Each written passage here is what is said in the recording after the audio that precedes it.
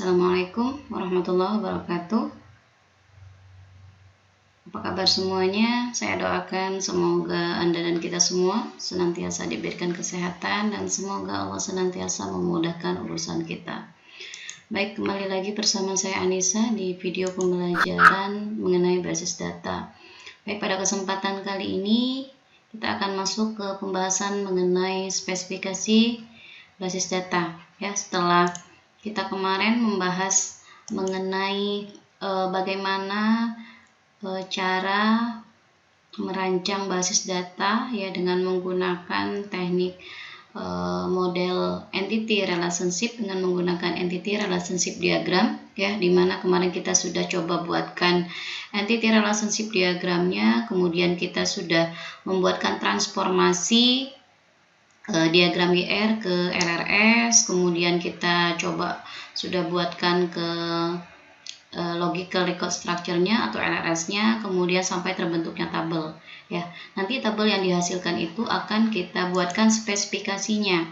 Nah, kalau misalkan saya ambil sebuah contoh, misalkan di sini ada satu tabel ya mahasiswa yang dihasilkan dari teknik yang sudah kita gunakan dengan menggunakan teknik model entity relationship diagram ya, maka dari tabel mahasiswa ini yang terdiri dari atributnya adalah NIM, nama, alamat, tanggal lahir, dan jenis kelamin, maka nanti kita akan coba untuk membuatkan spesifikasi basis datanya, dimana item dari spesifikasi basis data itu sendiri nantinya kita akan mendefinisikan gitu ya, nama filenya apa. Jadi satu tabel nantinya akan kita buatkan satu spesifikasi basis data. Kalau misalkan nama tabelnya adalah mahasiswa, nanti kita akan buatkan spesifikasi dari tabel mahasiswa itu ya. Jadi nama filenya itu diambil dari nama relasi atau tabelnya ya. Jadi kalau misalkan di sini ada tabel mahasiswa ya, berarti nanti nama filenya itu adalah mahasiswa.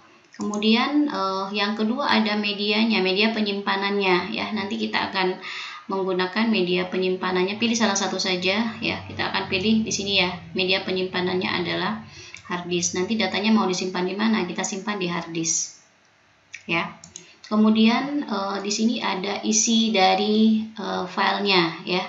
Kalau misalkan nantinya ada tabel mahasiswa, berarti isi dari tabel mahasiswa ini adalah data, misalkan data pribadi mahasiswa atau data tentang mahasiswa gitu ya. Nah, selanjutnya ada organisasinya ya. Jadi organisasinya itu maksud dari organisasi filenya ini adalah metode pembacaan dan penyimpanan datanya. Apakah dia menggunakan sequential ya? Sequential berarti metode pembacaan dan penyimpanan datanya dilakukan secara berurutan ya. Kemudian random berarti metode penyimpanan dan pembacaan datanya dilakukan secara berurutan. Kemudian di indeks ya, berisi bagian data yang nantinya sudah tersortir ya. Kalau di indeks ya, nanti kalau misalkan di indeks berdasarkan, bisa diindeks berdasarkan NIM misalkan datanya. Nanti bisa diindeks berdasarkan nama ya. Kalau misalkan indeks sekuensial berarti gabungan antara organisasi sekuensial dan random ya, itu adalah indeks sekuensial. Berarti selain di indeks ya, kemudian dia juga nanti hasilnya akan diurutkan. Misalkan kalau di indeks berdasarkan NIM, nantinya hasilnya adalah NIM itu akan diurutkan dari NIM terkecil sampai dengan NIM terbesar. Begitu juga dengan kalau misalkan di indeks berdasarkan nama, nantinya namanya itu akan diurutkan dari nama yang huruf abjadnya A sampai dengan Z ya, atau sebaliknya dari Z sampai A ya, kira-kira seperti itu ya. Nah, kalau sekuensial tadi, metode pembacaan secara sekuensial, contohnya adalah metode pembacaan dan penyimpanan data yang ada pada kaset ya. Kalau mungkin Anda pernah mendengarkan lagu yang ada di kaset, bahwasanya lagu tersebut akan diurutkan ya. Jadi kalau misalkan kita ingin mendengarkan lagu yang kelima, maka kita harus mendengarkan lagu yang pertama dulu, kedua, ketiga, keempat, baru kita bisa mendengarkan lagu yang kelima. Tapi kalau random tadi, contohnya adalah kalau kita ingin mendengarkan lagu di CD ya, compact disc, maka di sana kita akan bisa mendengarkan ya. Kita bisa mendengarkan lagu yang kelima itu secara langsung ya, mendengarkan secara langsung ya. Jadi tanpa harus mengurutkan dari lagu yang pertama sampai dengan lagu yang kelima. Tapi tidak menutup kemungkinan yang random juga bisa dilakukan secara berurutan. Selain secara berurutan, dia juga bisa didengarkan secara langsung gitu. Kalau kita ingin mendengarkan lagu yang kelima, maka kita bisa langsung menuju ke lagu yang kelima tersebut tanpa harus mendengarkan lagu pertama, kedua, ketiga, keempat gitu ya. Ya, kira-kira seperti itu. Jadi nanti kita akan memilih ya, pilih salah satu saja organisasi filenya apa. Maka nanti yang akan kita gunakan organisasinya adalah indeks sekuensial ya. Metode pembacaan gabungan ya antara, berarti kalau indeks sekuensial ini antara yang sekuensial dan yang random. Kemudian primary key-nya kalau kemarin ini adalah tabelnya adalah mahasiswa, maka primary key-nya adalah NIM ya, yang merupakan primary key kemarin ya. Karena NIM ini bersifat unik karena nilai datanya antara satu mahasiswa dengan mahasiswa yang lainnya pasti akan berbeda. Kemudian selanjutnya adalah panjang record, yaitu besaran yang menyatakan panjang sebuah record. Jadi nantinya satuan dari panjang record ini adalah byte ya. Nanti akan dijumlahkan lebarnya berapa. Kalau misalkan saya ambil sebuah contoh ya, misalkan nantinya di sini ada NIM ya. Jadi ada struktur filenya dibuatin seperti ini sesuai dengan atributnya ada 5, maka di sini juga akan ada 5, nama fieldnya NIM, nama, alamat, tanggal lahir, dan jenis kelamin. Jenisnya ini maksudnya adalah tipe datanya apa. NIM itu misalkan kalau dengan menggunakan akses kemarin ya, jenisnya ini bisa NIM itu bisa tipe datanya adalah teks ya, atau bisa juga karakter ya, tergantung nanti DBMS yang kita gunakan itu apa ya. Kemudian lebarnya, nah NIM itu lebarnya 10, kemudian nama misalkan 20 kita alokasikan ya. Nah alamat itu misalkan 25, tanggal lahir 8, jenis kelamin itu 1 misalkan, nanti itu jenis kelamin misalkan kalau nggak PL, jadi lebarnya cuma 1. Nah untuk mencari panjang recordnya ini ya, satuannya adalah byte, itu dijumlahkan lebarnya ini 10 tambah 20 ditambah 25 tambah 8 dan tambah 1, dapatlah hasil dari panjang recordnya. Nah, setelah panjang recordnya kita ketahui dan satuannya adalah byte, kemudian jumlah recordnya. Jumlah recordnya itu adalah satuannya adalah record. Jadi nantinya ada berapa record sih diperkirakan untuk tabel mahasiswa ya. Tabel mahasiswa itu nanti kira-kira dalam jangka waktu umur sistemnya misalkan 5 tahun ya, ada berapa jumlah recordnya ya. Nah, untuk mengetahui jumlah recordnya ini dari masing-masing tabel, nantinya kita harus bisa menentukan ya mana yang merupakan tabel master ya, kemudian mana yang merupakan tabel transaksi atau file transaksi, dan mana yang merupakan tabel detail ya, karena masing-masing punya cara perhitungan yang berbeda untuk menghitung jumlah record, yaitu besaran yang menyatakan jumlah record maksimum. Jadi kalau misalkan nantinya filenya master dan transaksi, cara perhitungannya akan berbeda dengan yang file detail ya. Nah, yang mana yang termasuk file master? Kalau kita lihat kemarin yang mahasiswa merupakan file master ya. Cirinya adalah biasanya yang untuk file master ini jarang terjadinya perubahan data ya. Kemudian kalau file transaksi biasanya frekuensi perubahan datanya itu sering ya, itu file transaksi. Nah kalau file detail biasanya itu adalah yang relasi jadi tabel ya, biasanya itu adalah file detail. Jadi nanti akan berbeda cara menghitungnya dengan yang file master dan transaksi. Kalau file master contohnya mahasiswa ya. Mahasiswa ini termasuk file master. Cara menghitung jumlah recordnya berarti ini ya rumusnya ya. Jadi jumlah data sekarang ditambah pertambahan datanya dikalikan dengan umur sistem ya.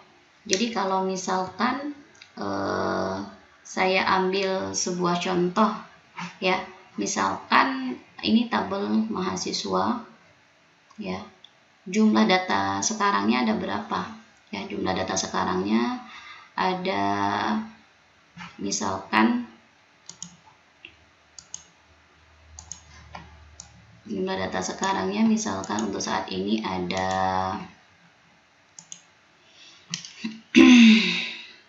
1000 misalkan ya. Kemudian ditambah lagi pertambahan datanya. Pertambahan datanya ini maksudnya ya, biasanya penerimaan mahasiswa baru misalkan itu kan per tahun ya. Misalkan dalam setahun itu ada berapa penerimaan mahasiswa barunya. Misalkan untuk dalam jangka waktu 1 tahun itu misalkan menerima 400 ya, 400 mahasiswa per tahun. Nah, kalau misalkan setahunnya ada 400 kemudian dikalikan dengan umur sistemnya ya. Dikali dengan umur sistem. Umur sistem ini rata-rata kita ambil 5 tahun lah ya. Ya, jadi nanti kita tetapkan untuk umur sistemnya ini adalah 5 tahun. Nah, 5 tahun. Berarti dari asumsi yang ada atau dari kenyataan yang ada, maka kita bisa menghitung perkiraan jumlah recordnya. Berarti sama dengan 1000 ini ditambahkan dengan 400 dikali 5 berarti 2000 ya, 2000. Nanti baru hasilnya ditambahkan sama dengan 1000 ditambah 2000 berapa, berarti 3000 ya, dan satuannya adalah record ya.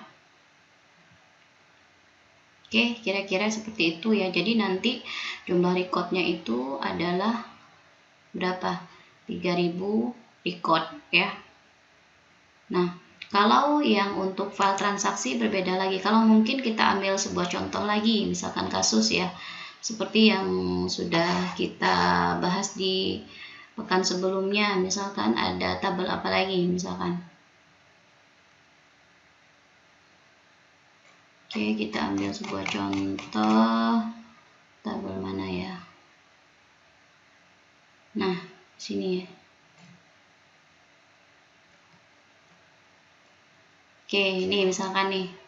Kemarin ada tabel apa aja yang ada di sini? Tabel supplier ya, tabel pesanan, tabel minta, tabel barang, ada tabel faktur, tabel penerimaan, dan tabel isi. Ya. Jadi nantinya yang merupakan tabel master itu supplier, pasti tabel master ya. Kemudian file apa?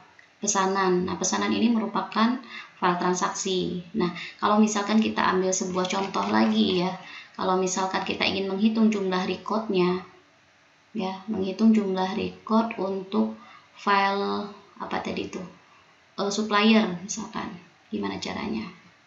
Kalau misalkan tadi ada tabel supplier misalkan, kita ingin menghitung jumlah recordnya, kita akan memperkirakan gitu ya kondisinya. Kalau menghitung file master tadi jumlah data sekarang, misalkan kalau diasumsikan ya perkiraannya untuk data supplier itu jumlah data yang sekarangnya misalkan ada 15 ya.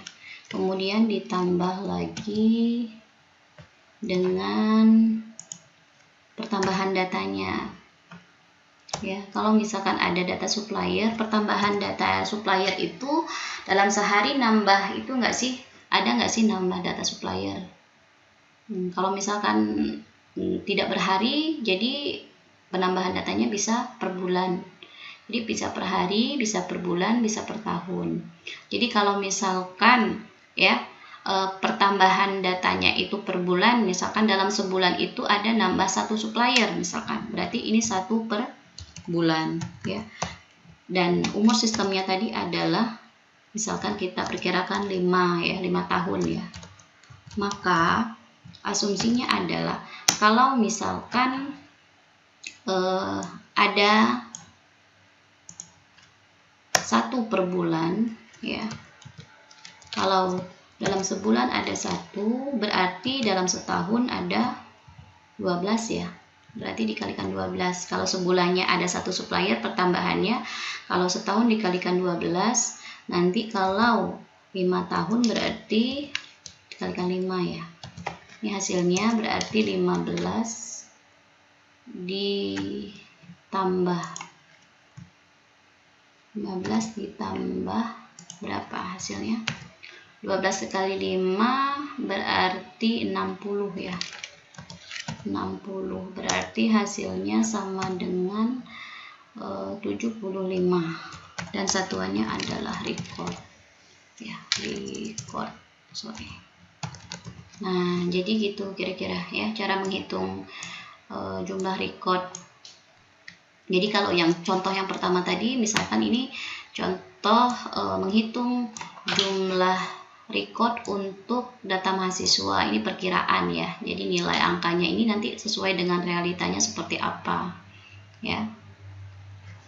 Terus kemudian jadi contoh yang kedua, cara menghitung jumlah record, misalkan ada tabel supplier. Nah, supplier itu merupakan file master. Karena dia file master, jadi cara menghitung jumlah recordnya adalah jumlah data sekarang ditambah pertambahan data dikalikan dengan umur sistem. Dan hasilnya seperti ini.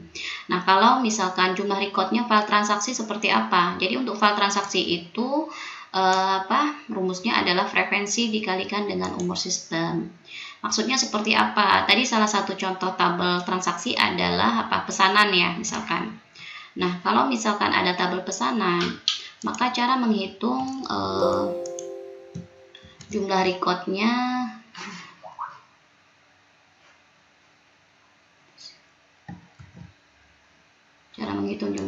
gimana?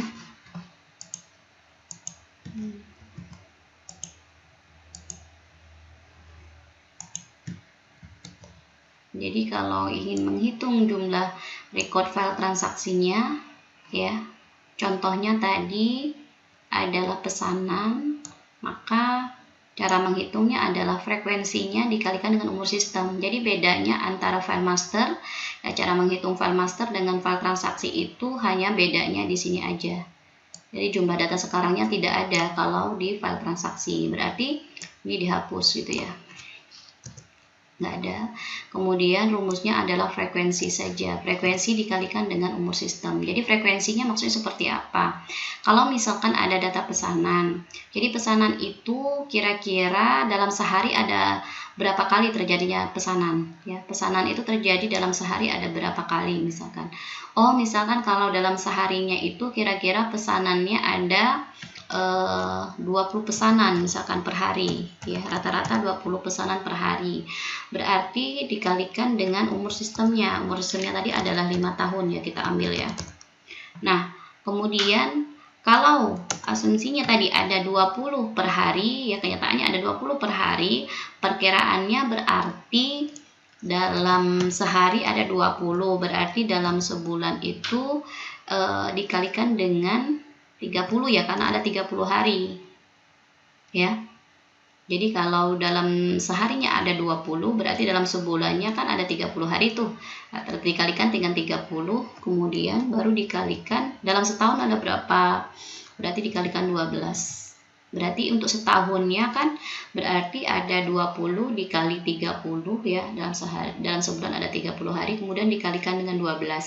Baru dengan nanti dikalikan dengan 5 tahun. Kalau 5 tahun ada berapa? Berarti di sini hasil perhitungannya ada berapa? 600 dikali 60. Berapa ya nih? Ini kali sini berarti 326, 600 dikalikan dengan 60. Berapa hasilnya nih? Sama dengan 36.000 ya, 36.000 dan satuannya adalah record. Jadi perkiraannya adalah jika dalam sehari, misalkan frekuensinya ada 20 ya dalam sehari, maka dalam jangka waktu 5 tahun akan ada 36.000 record yang dihasilkan ya pada tabel pesanan tadi.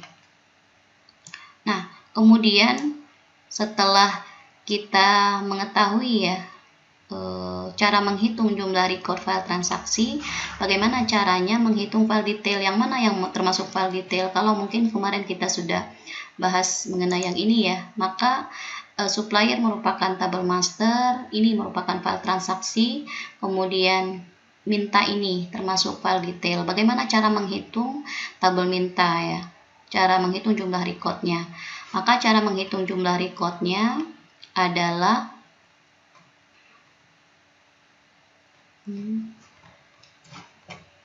bentar ya. Cara menghitung jumlah recordnya berarti adalah jumlah record file transaksi ya. Jadi jumlah record file transaksi mana ya? Jumlah record file transaksi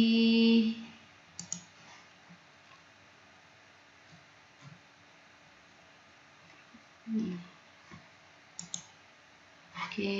ya. Jumlah record file transaksi berarti rumusnya untuk yang detail adalah jumlah record file transaksi dikalikan dengan item datanya. Maksudnya seperti apa? Nah, kalau misalkan untuk mencari record file transaksi itu file detail adalah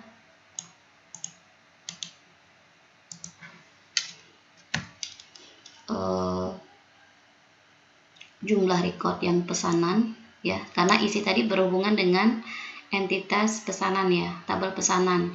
Maka nanti cara menghitung jumlah recordnya adalah 36.000